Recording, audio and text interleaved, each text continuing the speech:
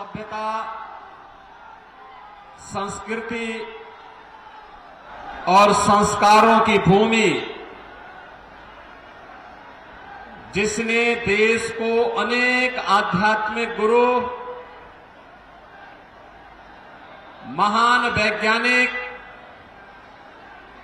तत्वचिंतक दिए, ऐसी पावन धरा, बंगाल की ऐसी पावन धरा को कोटि कोटि नमन करते हुए मां फुल्लौरी देवी और माता तारा की कृपा भूमि को नमन करते हुए आप सभी बहनों और भाइयों का मैं आज की इस चुनावी सभा में हृदय से अभिनंदन करता हूं, स्वागत करता हूं। मंच पर उपस्थित भारतीय जनता पार्टी के महामंत्री श्री जगन्नाथ चट्टोपाध्याय जी, वीरभूमि लोकसभा क्षेत्र से भारतीय जनता पार्टी के प्रत्याशी श्री देवतनु भट्टाचार्य जी, विधायक दुबराजपुर से अनूप साहा जी, राज्योपाध्यक्ष श्री श्यामपद मंडल जी, पूर्व जिलाध्यक्ष निर्मल चंद्र मंडल जी, पूर्व जिलाध्यक्ष श्री रामकृष्ण राय जी, लोकसभा के इंचार्ज श्री सुजीत दास जी, कन्वीनर उत्तम कुमार रजक जी, हमारे जिले के सभी पदाधिकारीगण और भारी संख्या में उपस्थित वीरभूमि से जुड़े हुए मेरे सभी उपस्थित बहन और भाइयों, भारत की इस पावन धरा को, जिस भूमि ने देश के अनेक आध्यात्मिक गुरुओं को जन्म दिया है, तत्वचिंतक और वैज्ञानिकों को जन्म दिया है, महान साहित्यकारों और क्रांतिकारियों की जन्मभूमि को कोटि कोटि नमन करते हुए आप सभी का मैं हृदय से अभिनंदन करता हूं, स्वागत करता हूं। बहनों और भाइयों, आज जब हम बंगाल में आते हैं तो मुझे देख करके अफसोस होता है। जिन महान क्रांतिकारियों ने भारत की आजादी के लिए बंगाल से संघनाद किया था, उनकी आत्मा दुखित होती होगी कि जिस सोनार बांग्ला की कल्पना की थी, कांग्रेस, कम्युनिस्ट और तृणमूल कांग्रेस ने उस बंगाल को कैसे लहूलुहान कर दिया है। मुझे आश्चर्य होता है, जो बंगाल भारत की संस्कृति, भारत की सभ्यता और भारत के संस्कार की भूमि थी, आज जो बंगाल लहूलुहान है, जो बंगाल, बहनों और भाइयों, जिस बंगाल ने महान आध्यात्मिक गुरुओं को और क्रांतिकारियों को जन्म दिया है, आज उस बंगाल में सत्ता परस्त भ्रष्टाचारी और माफिया यहां की जनता के लहू को चूसने का कार्य कर रहे हैं। जिस बंगाल ने संस्कारों के माध्यम से एक नई नवजागरण का संघनाद किया था, दुर्गा पूजा का अनुष्ठान हो या फिर भारत को राष्ट्रगान और राष्ट्रगीत देने वाली भूमि, आज उस भूमि पर रामनवमी के अवसर पर दंगे हो जाएं और दंगा करने वाले सत्ता का संरक्षण प्राप्त कर दे। जिस धरती ने जगत जननी मां भगवती दुर्गा के अनुष्ठान का संदेश दिया हो, उस धरती में संदेश खाली की घटनाएं घटित होकर के अपराधियों को सत्ता के द्वारा राज्य की सत्ता के द्वारा खुलेआम बेशर्मी के साथ उन्हें प्रश्रय दिया जा रहा हो, यह देख करके मन दुखित होता है। और उन सभी महापुरुषों का, उन धर्मगुरुओं का, उन क्रांतिकारियों का हृदय भी दुखित होता होगा जिन्होंने सोनार बांग्ला की कल्पना की थी। बहनों और भाइयों, आज जब 2024 के इस लोकसभा चुनाव के चौथे चरण के लिए संगनाद करने के लिए मुझे वीरभूमि में आने का अवसर प्राप्त हुआ है, तब मैं पूछना चाहता हूं यहां की तृणमूल कांग्रेस को और इंडी गठबंधन के साथ दिल्ली में सहयोग करने वाले, कांग्रेस के सहयोग करने वाले कम्युनिस्ट और तृणमूल कांग्रेस से मैं पूछना चाहता हूं, भारत के विभाजन का आधार क्या था? और क्या यह सच नहीं कि जिन कारणों से 1947 में भारत का विभाजन हुआ था, वही परिस्थिति आज कांग्रेस, तृणमूल कांग्रेस और कांग्रेस का इंडी गठबंधन फिर से देश के अंदर पैदा करना चाहता है, बंगाल के अंदर पैदा करना चाहता है। ये जनसांख्यिकी असंतुलन, डेमोग्राफी को चेंज करने का जो कुत्सित प्रयास हो रहा है, मुझे देखकर आश्चर्य होता है। वीरभूमि पार्लियामेंट्री कॉन्स्टिट्यूंसी में 3 असेंबली कॉन्स्टिट्यूंसी आती हैं जिसकी डेमोग्राफी पूरी तरह चेंज हो चुकी है, और मात्र 4 ऐसी हैं जो मात्र जहां पर हिंदू बाहुल्य है। बहनों और भाइयों, हम कहां ले जाना चाहते हैं इस बंगाल को? ऐसे ही अनेक असेंबली बंगाल के अंदर ऐसी खड़ी कर दी गई है जो भारत की डेमोग्राफी को चेंज करने के साथ साथ जहां घुसपैठियों को सरेआम शरण देकर के अराजकता पैदा करने की छूट दी जाती हो। और ये साजिश 2024 के कांग्रेस और इंडी गठबंधन के मैनिफेस्टो में भी देखने को मिलता है। बहनों और भाइयों, यहां पर केंद्र की भारतीय जनता पार्टी की सरकार के द्वारा जो भी सहायता भेजी जाती है, वह सहायता यहां की जनता जनार्दन को नहीं मिलता है।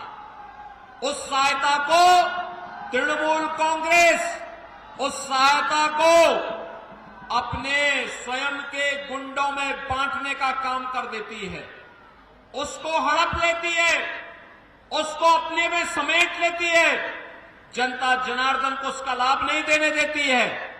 और जो मैनिफेस्टो इनका आया है, उस मैनिफेस्टो में एक तरफ कांग्रेस, तृणमूल कांग्रेस और कम्युनिस्टों के द्वारा झूठा मैसेज दिया जा रहा है, गुमराह करने का प्रयास हो रहा है। लेकिन बहनों और भाइयों, कांग्रेस और तृणमूल कांग्रेस का ये गठबंधन आपको ठगने के लिए आया है, गुमराह कर रहा है। इनके द्वारा मुस्लिम आरक्षण की वकालत करना, धार्मिक आधार पर, मजहबी आधार पर एक बार फिर से भारत के विभाजन की आधारशिला को सुदृढ़ करने जैसा है। और हमें किसी भी स्थिति में भारत का फिर दूसरा विभाजन नहीं होने देना है। किसी भी स्थिति में भारत का दोबारा विभाजन नहीं होगा। इसके लिए हमें धार्मिक आधार पर आरक्षण को हर हाल में रोकना होगा। कांग्रेस का मैनिफेस्टो कहता है, कांग्रेस का मैनिफेस्टो कहता है कि पिछड़ी जाति के लोगों को मिलने वाले आरक्षण में एक हिस्सा मिलाकर के मुसलमानों को दे देंगे। क्या आप इसको स्वीकार करेंगे? क्या बंगाल इसको स्वीकार करेगा? क्या अपने अधिकार को आप क्या किसी दूसरे को हिस्सा लेने देंगे क्या? और ऐसे ही अनुसूचित जाति के अधिकारों में भी ये लोग डकैती डालने का काम करने जा रहे हैं। बहनों और भाइयों, जब कांग्रेस नेतृत्व की यूपीए सरकार थी, ये तृणमूल कांग्रेस उसको सपोर्ट कर रही थी, कम्युनिस्टों ने भी उसे कुछ दिनों तक सपोर्ट किया था।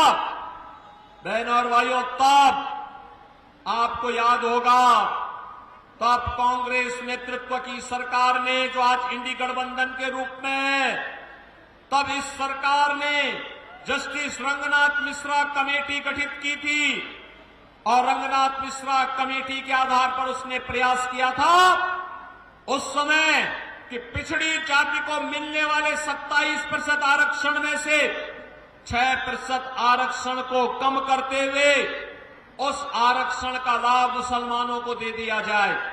भारतीय जनता पार्टी ने विरोध किया था। उन्होंने कहा धार्मिक आधार पर आरक्षण ये बाबा साहब भीमराव अंबेडकर और भारत के संविधान निर्माताओं का अपमान होगा।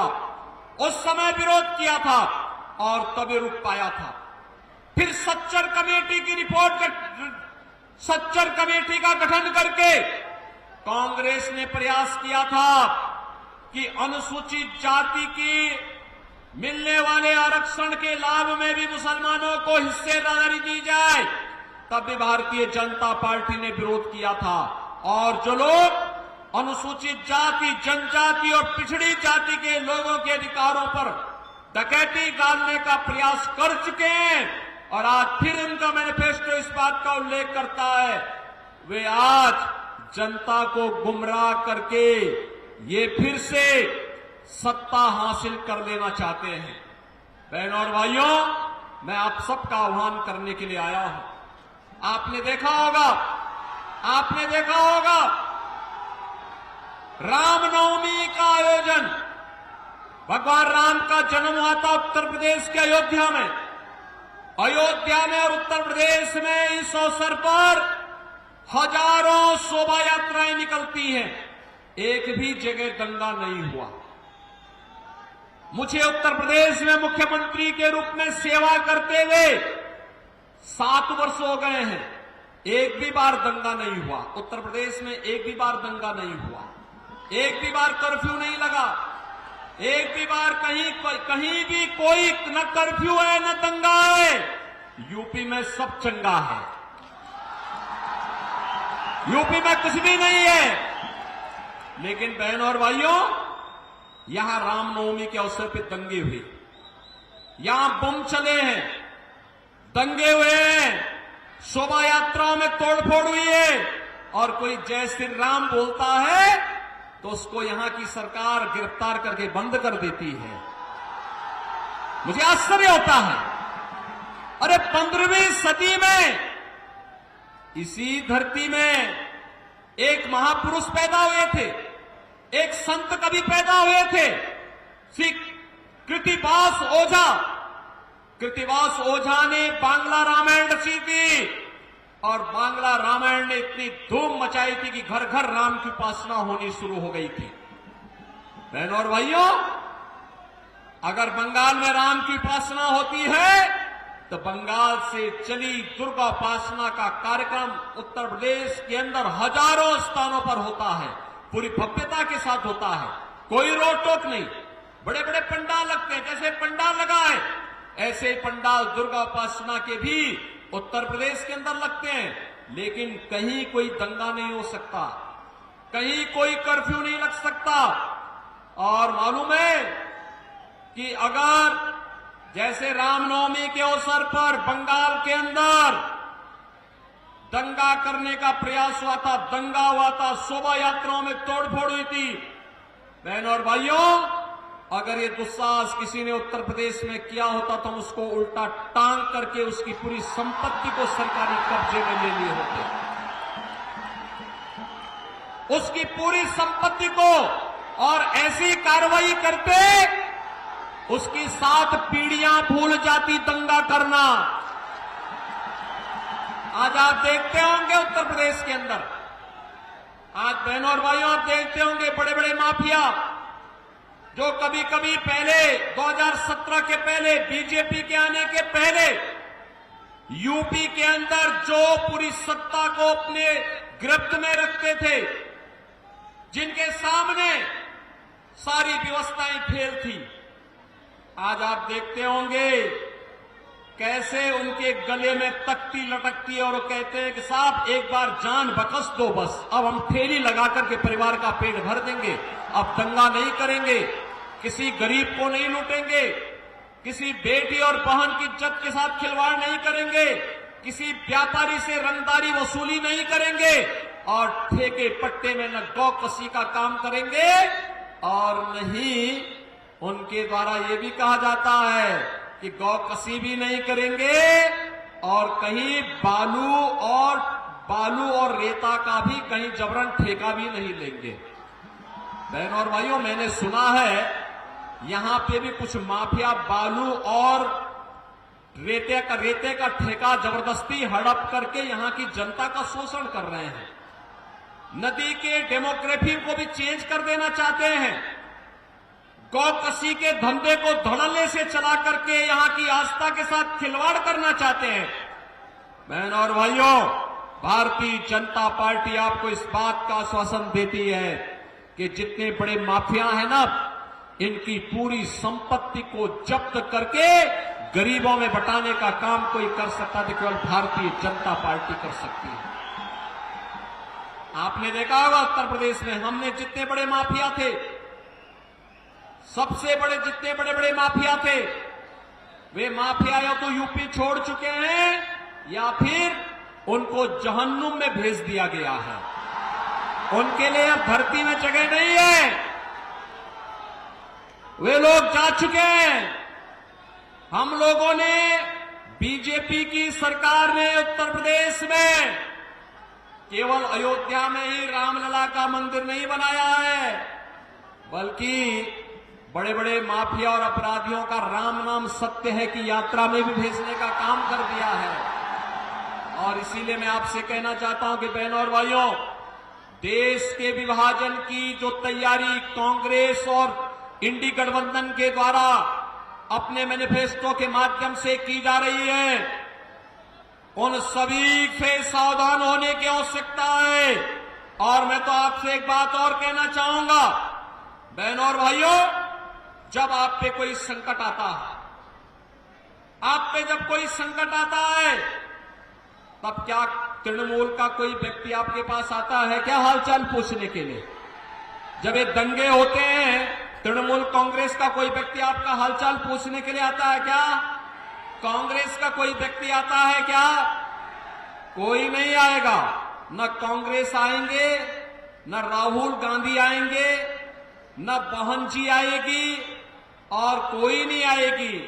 यहां की दीदी की ममता तो केवल यहां के उन माफियाओं के साथ में है जो बंगाल को रौंद रहे हैं, बंगाल की पहचान के सामने संकट पैदा कर रहे हैं।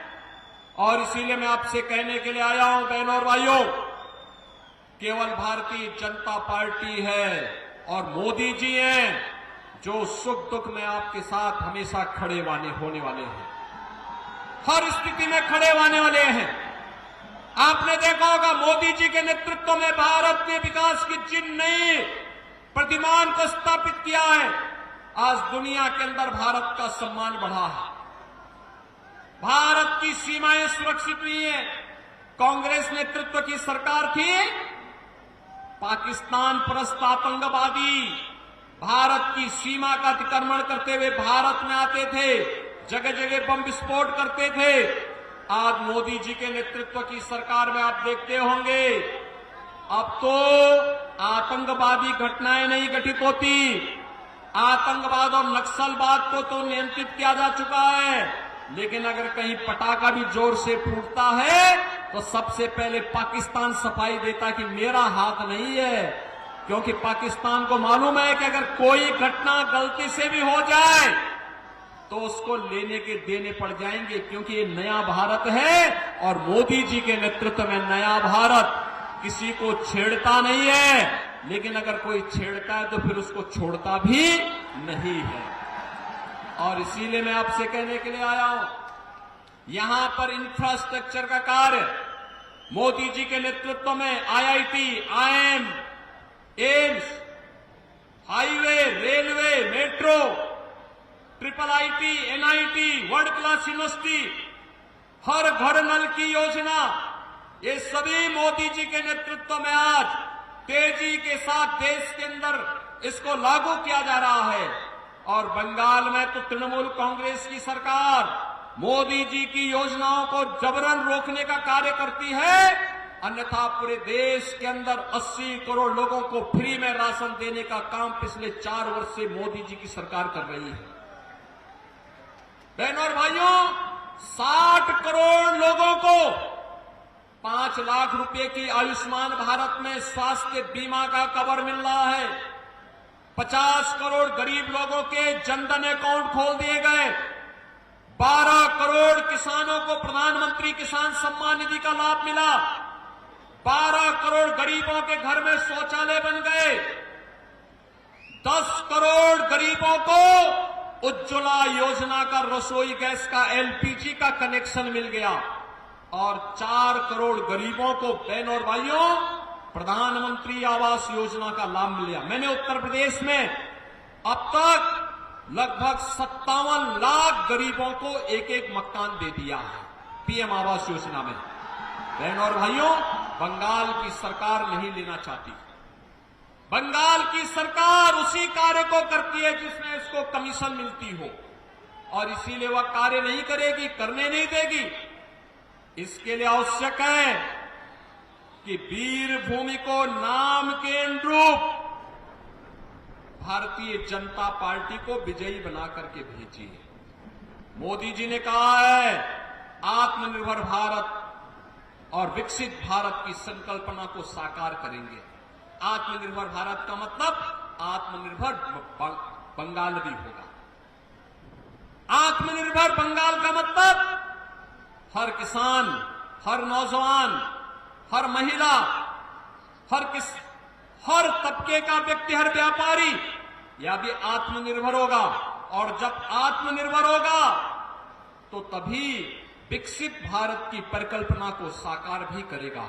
और विकसित भारत के लिए भारत दुनिया की एक बड़ी ताकत बने, हमारा देश दुनिया की एक ताकत बने, यह संदेश बंगाल से ही जाना चाहिए। क्योंकि बंगाल ने तो हमें राष्ट्रगान और राष्ट्रगीत दिया और बंगाल ने तो भारतीय जनसंघ के पहले अध्यक्ष डॉक्टर श्यामा प्रसाद मुखर्जी भी तो बंगाल ने ही भारत को दिए हैं। इसलिए मैं आप सबका आह्वान करने के लिए आया हूं कि बहनों और भाइयों, भारतीय जनता पार्टी ने वीरभूमि से श्री देवतनु भट्टाचार्य को अपना प्रत्याशी बनाकर के आपके बीच उतारा है।